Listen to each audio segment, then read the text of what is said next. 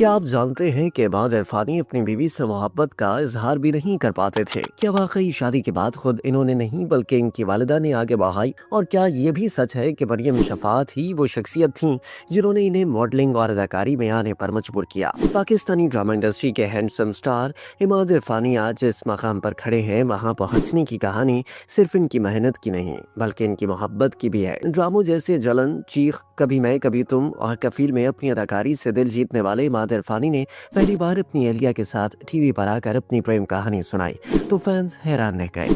कहानी शुरू होती है एक बर्थडे पार्टी से जहां सिर्फ 16 साल की उम्र में इमाद इरफानी और मरियम शफात पहली बार मिले। इस वक्त शायद किसी ने नहीं सोचा होगा कि ये दो नौजवान आगे चलकर जिंदगी भर का साथ निभाएंगे। मरियम को इमाद की शर्मीली और खामोश तबीयत पसंद आई जबकि इमाद को मरियम का कॉन्फिडेंस और बोल्डनेस दीवाना कर गई। दिलचस्प बात यह है कि दोनों 10 साल तक सिर्फ फ्रेंड्स रहे। इसी दौरान इमाद अपनी शर्मीली तबीयत की वजह से कभी भी मरियम से अपने दिल की बात न कह सके।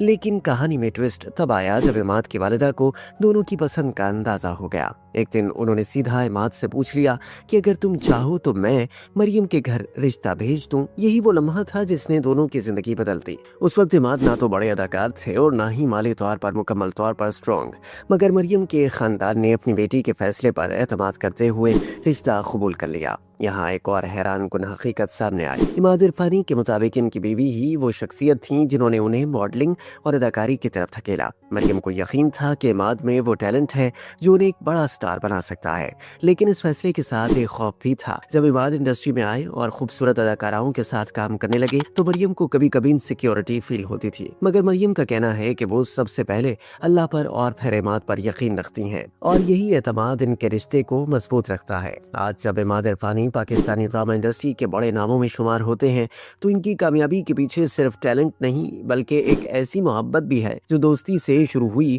और जिंदगी भर के रिश्ते में बदल गई। लेकिन सवाल ये है कि क्या हर स्टार के पीछे वाकई ऐसी ही कोई खामोश मोहब्बत होती है जिसका जिक्र वो सालों बाद करते हैं?